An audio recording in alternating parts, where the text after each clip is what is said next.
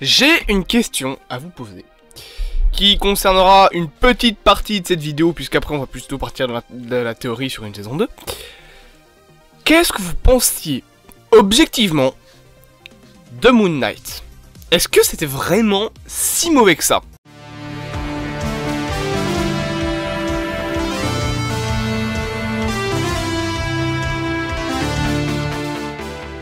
Salut à tous, à mon retour sur des cinémas. Comme prévu, je tourne donc une première vidéo aujourd'hui. Je ne pense pas qu'elle sortira aujourd'hui. Elle ne sort pas le lundi. Je pense que vous pouvez l'attendre peut-être pour le jeudi, s'il n'y a pas des news qui tombent entre temps, ou alors elle sortira la semaine d'après, je ne sais pas, on s'en fout. En attendant, aujourd'hui j'avais envie de vous parler de Moon Knight, personnage qui pour moi est un petit peu sous-coté chez Marvel Studios, on va parler juste après de ça, mais surtout qui peut avoir une énorme importance dans le futur du MCU. Alors tu vas me dire, mais c'est Moon Knight, en soi, la première saison ne nous montrait pas qu'il pouvait être un personnage hyper important, mais vous allez voir que si on fouille un petit peu les comics, Moon Knight a un lien direct avec l'histoire de Kang dans les comics, histoire de Kang qui est une manière, on va dire, d'avoir des valeurs pour un méchant, donc une idée derrière la tête d'un méchant, qui est extrêmement différente de Thanos. Pour résumer, Thanos c'était sauver l'univers, Kang il tue tout le monde par amour. Vous allez comprendre pourquoi, on fera un bref résumé de l'histoire de Kang dans cette vidéo. En attendant, parlons un petit peu de Moon Knight, du coup de sa saison 1 et de sa saison 2. Déjà oui, je l'ai dit, Moon Knight est pour moi un petit peu sous-coté. Alors, je n'exclus pas que certains épisodes m'ont déçu, qu'il y a des défauts, que le final n'est pas terrible, mais en soi, l'idée même de Moon Knight était sympa. Ce que j'aimais bien par exemple, c'est la manière dont ils ont mis en scène les différentes personnalités justement de Mark. Du coup son nom c'est Mark, c'est pas Steven, c'est pas Jack, c'est Mark. Son nom de famille je l'ai plus, Mark Brandt, non, pas du tout.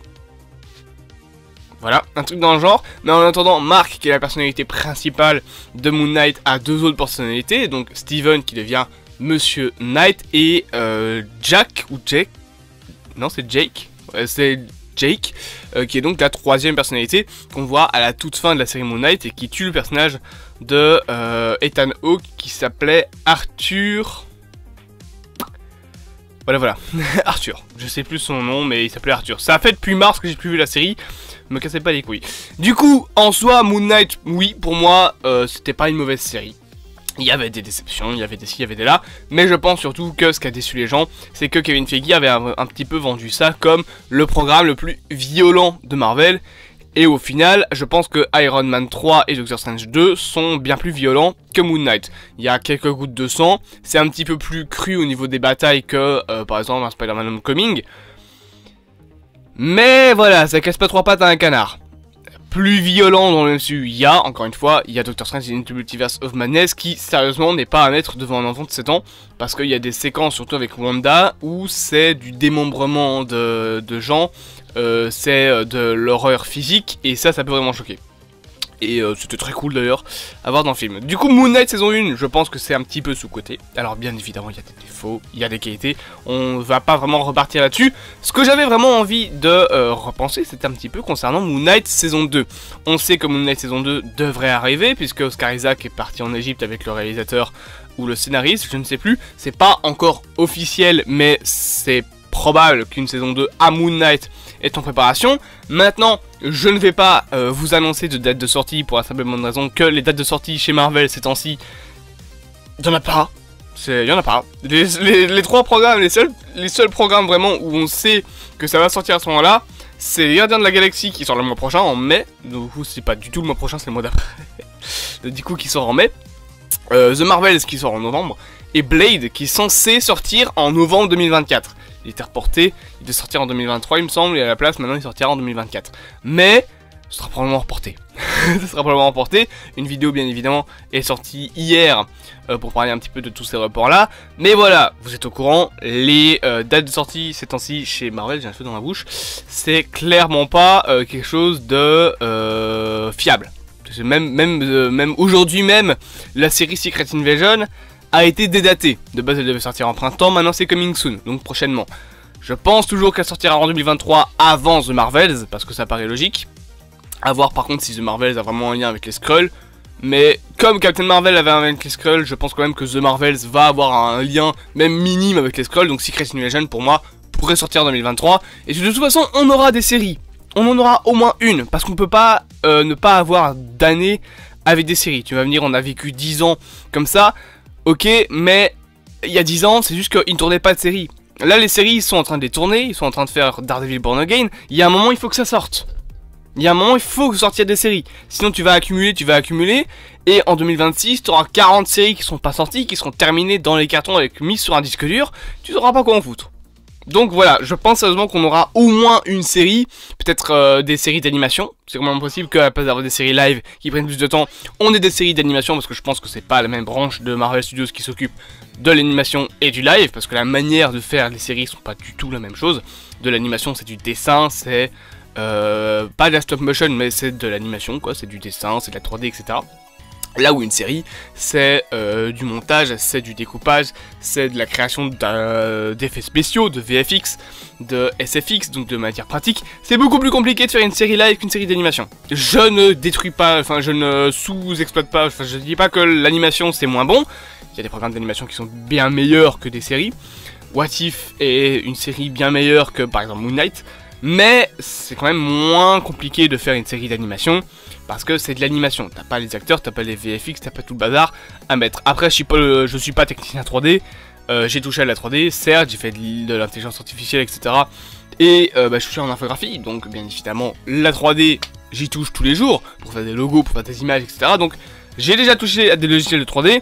Après, la 3D sur Premiere Pro ou sur Illustrator, c'est pas la même chose que la 3D sur After Effects. Mais du coup, passons, une saison 2 pour Moon Knight, sérieusement, je pense qu'on ne devrait pas attendre ça avant minimum 2025. Ça veut dire 3 ans après la saison 1, je pense, non même 4 ans, non 3 ans parce qu'elle est sortie en 2022. Je pense que sérieusement, c'est le temps qu'il faudra pour faire la série, 3 ans, ça me paraît pas impossible. Marvel, on le sait, va créer entre guillemets sa propre boîte d'effets spéciaux pour éviter de surcharger les boîtes d'autres productions, donc enfin les autres boîtes de VFX, je pense à ILM, je pense à NPC, etc.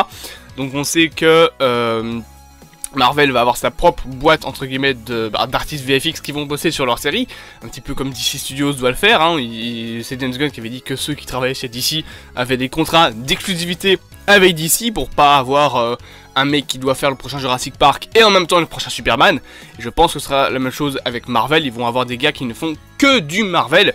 Et en soi c'est bien parce que déjà ça évite des burn-out et au moins les gens qui travaillent chez Marvel, ils font que du Marvel, ils sont plongés H24 dedans et ils ne réfléchissent qu'à ça en sorte. Donc ils vont pas devoir faire des trucs à droite à gauche.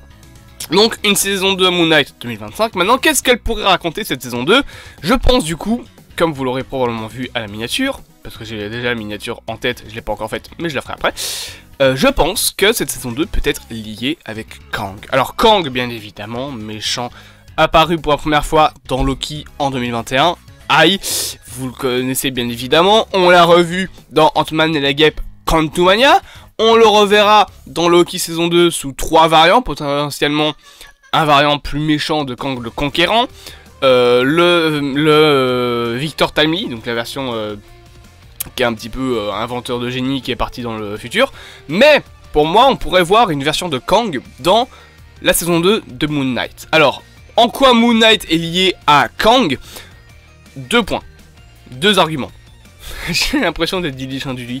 2 arguments pour cette théorie. Voilà, ceux qui ont la rêve, franchement, ben, vous avez vécu 10 ans de sa chaîne YouTube. Les 5 théories qui sont d'ailleurs terminées maintenant. Bref, du coup, mes 2 arguments, c'est quoi? Premièrement, le fait que Moon Knight en sait quelque chose. D'ailleurs, dans une scène coupée, dans une partie de script coupée, Moon Knight devait parler de Ramatout. Ramatout qui est une version de Kang qui est partie dans l'Égypte antique pour dominer l'Égypte antique. Et il y a une guerre avec Apocalypse, il a un autre variant de Kang qui devient son esclave. L'histoire de Kang, c'est un bordel. C'est un bordel absolu. Et mon deuxième argument, c'est tout simplement que justement dans l'histoire de Kang, eh bien il y a Moon Knight. Mais pas le Moon Knight de Mark. Un autre Moon Knight, qui est toujours bien évidemment l'avatar de Khonshu, ça change pas. Mais la différence, c'est que là, l'avatar, c'est tout simplement Ravonna, je me souviens plus son nom, Renslayer. Merci Google.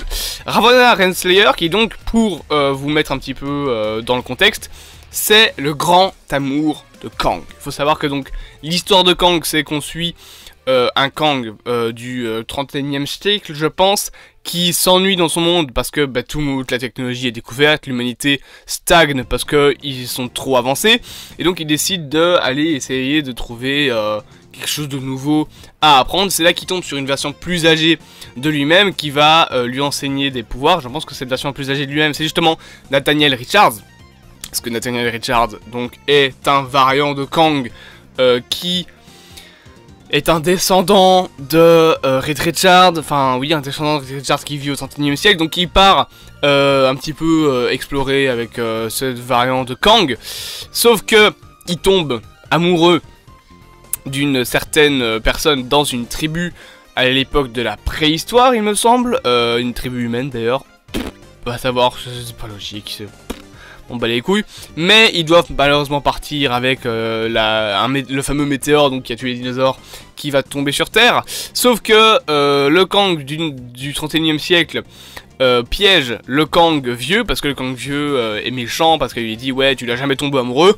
Encore une fois, c'est un bordel. Allez voir la vidéo de Lelorg, il expliquera déjà beaucoup mieux que moi, parce que là je sais que j'ai fait des erreurs, mais j'essaie de le rusher pour pas vous réécrire toute l'histoire de Kang. C'est pas ça le but. Mais en attendant, juste... dites-vous qu'à un moment, le Kang de Nathaniel Richards, donc le jeune Kang, arrive dans l'Égypte antique, à un moment où une guerre se prépare entre Apocalypse et Ramatout, une version de Kang donc qui est repartie dans le passé à l'époque de l'Égypte antique.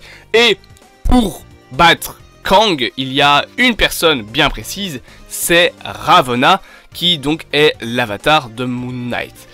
Moon Knight, bien évidemment, avatar de Khonshu. Ravonna et Moon Knight. Et Ravonna, eh bien, c'est un personnage qu'on a déjà vu dans le MCU, puisqu'on l'a vu dans la série Loki.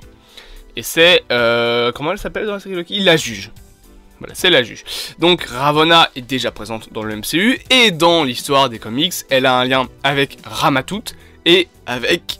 pardon, avec Moon Knight. Je pense que dans la saison 2, on peut avoir Moon Knight qui justement explore le passé de Ramatout. Pourquoi ne pas imaginer que, je sais plus comment elle s'appelle, Leia, soit en réalité de plus en plus une avatar proche de ce qu'est Ravonna, parce que physiquement elle lui ressemble, elle est métisse, elle a les cheveux bruns, donc elle ressemble un petit peu à ce que Ravonna est dans les comics. Donc pourquoi ne pas imaginer que Leia soit en fait une réincarnation de Ravonna, et que Ravonna Renslayer soit de sa version passée, soit de sa version hors du temps, etc. Donc pourquoi ne pas imaginer ça, et que Mark, pour vaincre un nouvel ennemi, doivent combattre Ramatout, ou justement que ce nouvel ennemi soit Ramatout. Ramatout, encore une fois, je le rappelle, est un variant de Kang. Ce qui lie donc Moon Knight à Ramatout, et donc bien évidemment par essence à Kang et à The Kang Dynasty. C'est pour ça, je pense que Moon Knight est présent dans le film, parce que c'est Jeff Loveness qui avait confirmé que Moon Knight, Hawkeye et Daredevil seraient présents. Alors, Hawkeye, on n'en parle pas maintenant, Daredevil pareil, on parle pas de pourquoi est-ce que eux pourraient être présents, mais Moon Knight, du coup, pourrait être un allié de poids, si dans la saison 2, on nous intègre le personnage de Ramatout, si Moon Knight doit se battre contre Ramatout, avec l'aide peut-être justement de Leia, de Ravonna, qui est donc l'amour de Kang, dans l'ensemble du multivers, et que du coup, par la suite, on puisse avoir dans cette saison 2, donc Moon Knight qui se bat contre Kang, et qui devient un allié de poids dans The Kang Dynasty, vu qu'il a déjà vaincu des Kang. Un petit peu comme Ant-Man et comme Loki, qui tous les deux également ont déjà dû se battre contre Kang. Et du coup, dans The Kang Dynasty, je pense sérieusement qu'on aura Moon Knight, qu'on aura Loki, qu'on aura Ant-Man. Alors Loki, je sais pas encore comment il pourrait revenir, mais faut voir les tenants et aboutissants de la saison 2. Est-ce qu'il va repartir dans le temps originel, dans la timeline d'origine, et revenir tel un héros en disant « On est dans la merde !» Est-ce que ça va être la même chose pour Ant-Man, qui va peut-être avoir, je pense pas un 4e film, mais un écho? Peut-être que on peut imaginer justement que tout ça aboutisse à une version de Kang qui s'appelle Mr. Griffon, qu'on voit dans la post-crédit d'Ant-Man et la Guêpe Quantumania, où tu as donc Kang qui est techniquement appelé Kang dans certaines timelines, et en fait c'est une timeline où il a une entreprise, une grande entreprise, et cette grande entreprise c'est Kang, et on l'a vu dans Loki saison 2, cette fameuse tour Avengers avec le logo Kang, c'est justement une tour rachetée par un variant de Kang, Mr. Griffon, que je vous avais déjà montré, qui est apparu récemment, en plus c'est un personnage très récent, dans les comics All New Avengers, ce qui fait que du coup, dans The Kang Dynasty, on pourrait avoir Ant-Man qui se rend compte que la tour Stark a été rachetée, enfin la tour Avengers du coup, a été rachetée par une version de Kang, Loki qui débarque dans l'univers en disant on est dans la merde, il y a Kang qui débarque, et de l'autre côté Moon Knight qui dit j'ai combattu une version de Kang qui était déguisée en dieu égyptien, on est dans la merde. Et dans le bordel interdimensionnel qui est tout ça, Daredevil et Hawkeye qui se seraient probablement frottés à ce fameux Mr. Griffon, qui du coup est probablement dans cet univers-là un baron du crime ou quelque chose dans le genre. J'espère donc que cette vidéo t'aura plu, c'est une petite vidéo bien évidemment donc pour relier un petit peu Moon Knight à The Kang Dynasty. Retenez juste que pour moi dans la saison 2 on pourrait avoir le personnage de Ramatout, peut-être nous expliquer qui est vraiment Leia, est-ce qu'elle est vraiment importante dans cette histoire, pourquoi est-ce qu'elle est devenue l'avatar d'un monstre, enfin d'un dieu égyptien, alors que c'était juste une meuf de base, c'était juste la petite amie de Moon Knight, si je me souviens bien, ou sa femme, je sais même plus, faut que je m'en refasse la série. En attendant, retenez que Ramatout pourrait apparaître dans la saison 2.